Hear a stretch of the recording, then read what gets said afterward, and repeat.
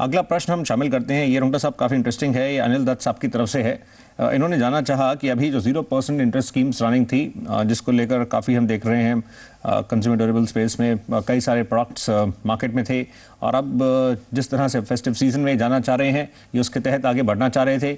ये सोचते हैं कि इनको इससे बेनिफिट मिल रहा था, ये बड़े प्रोडक्ट्स ऑन EMIs देते हुए ये ले सकते थे, लेकिन अब इसको जो रोक दिया गया है इसको समझना चाह रहे हैं। आप इनको कैसे बताएंगे जो RBI ने कि जो बड़ा मूव रखा है, इसमें जो काफ़ी हिडन कॉस्ट और काफ़ी और फैक्टर्स रहते थे, उसके क्या मायने होते थे ग्राहकों के लिए? दिखता कुछ था, होता एग्जैक्टली 0% नहीं था। तो इसके जो आप बता सकें इसके क्या मायने हैं और ये कैसे एग्जैक्टली वर्क करती थी जो स्कीम थी? तो ये मेरे ख्याल से जो RBI का सर्कुलर है, इसके बारे में काफ़ी एक जिसे कहते हैं कि लोगों को गलतफहमी है। RBI ने नहीं कहा है कि आप EMI नहीं ले सकते। RBI ने सिर्फ इतना कहा है कि जब बैंकें EMI दे रही हैं, अगर EMI की स्कीम दे रही हैं, उसमें जो कॉस्ट लग रहा है उसको एक पारदर्शिता से कस्टमर को बताएं। एक सिंपल सा एग्जांपल है, अगर एक मोबाइल फ़ोन 30,000 रुपये का है और उस पर आपको 2,500 रुपये 12 महीने के लिए का इंस्टॉलमेंट मिल रहा है, यानी ज़ीरो इंटरेस्ट, 2,500 × 12 30,000 रुपये हो गए।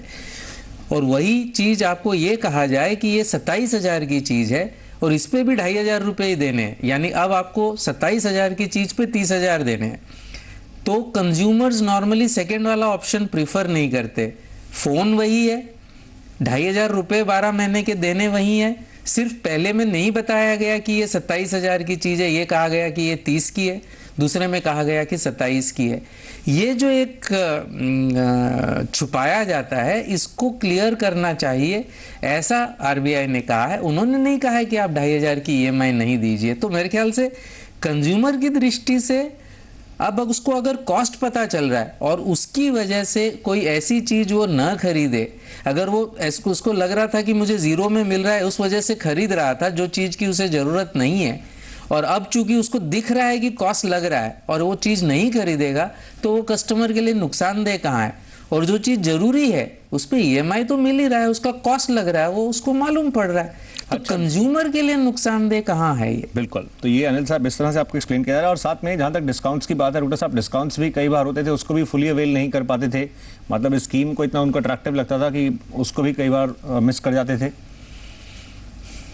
बिल्कुल बिल्कुल बिल्कुल एब्सोल्युटली। अब जो भी डिस्काउंट है एकदम सामने होगा, तो अगर जो अच्छा जो सैवी ग्राहक होगा वो शायद थोड़ा सा ज़्यादा डिस्काउंट ले लेगा, जो कम सैवी ग्राहक होगा उसको थोड़ा सा कम मिलेगा, लेकिन जो भी मिलेगा सामने होगा।